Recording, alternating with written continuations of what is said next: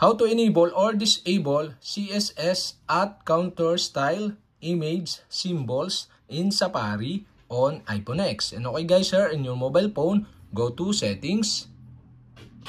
In settings, scroll down and go to Safari. In Safari, scroll down again and below you can see the advanced. Okay, go to advanced. In advanced, you can see here the experimental features. Okay, tap this. In experimental features, scroll down and you can see here the CSS at counter style image symbols.